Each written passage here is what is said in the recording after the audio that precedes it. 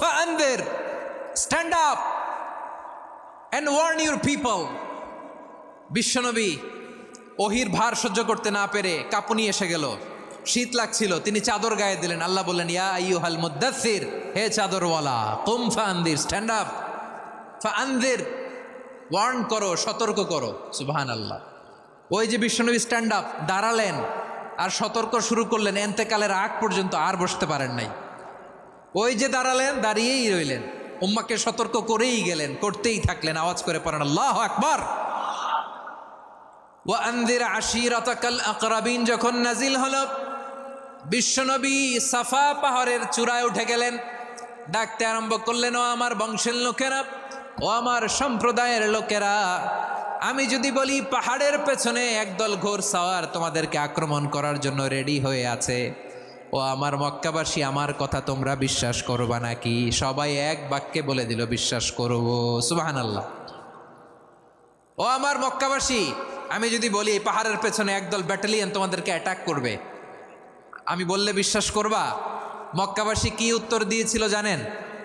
এত heavy weightful একটা কথা বলেছিল। তারা বলেছিল, অবশ্যই বিশ্বাস করব, কারণ মা জাররাবনা আলাইকা ইল্লা সিদকা, আমরা জীবনে কোনোদিন তোমার মুখে মিথ্যা শুনি নাই। সুবহানাল্লাহ কইবেন না?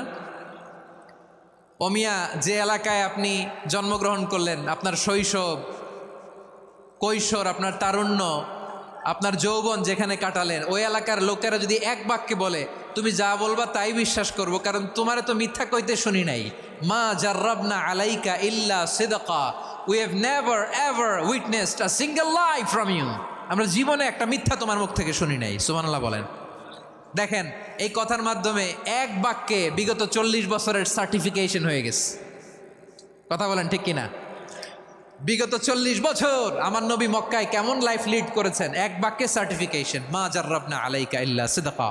তখন বিশ্বনবী বললেন, ফাইন্নী নাযীরুল লাকুম বাইনা ইয়াদাই আযাবিন শাদীদ, যদি আমার কথা বিশ্বাস করো তাহলে জেনে রাখো, যদি মূর্তি পূজা আর এই শিরকি কর্মকাণ্ড ছেড়ে না দিয়ে এক আল্লাহর পথে ফিরে না আসো, কঠিন আযাব তোমাদের জন্য অপেক্ষা করছে। আওয়াজ করে পড়েন আল্লাহু আকবার।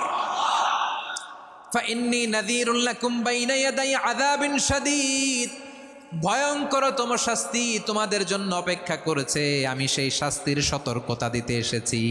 তাহলে বিশ্বনবীর আরেকটা বৈশিষ্ট্য, তিনি সতর্কতাকারী। সুবহানাল্লাহ। তিনি সতর্ককারী, উম্মাকে রিমাইন্ডার দিতে এসেছেন, ওয়ার্নিং দিতে এসেছেন। আবার জাহান্নামীরা যখন জাহান্নামে যাবে, ফেরেশতারা ডেকে বলবে, ও কপাল পোড়া জাহান্নামীরা, জাহান্নামে কেন ঢুকলা? দুনিয়ার বুকে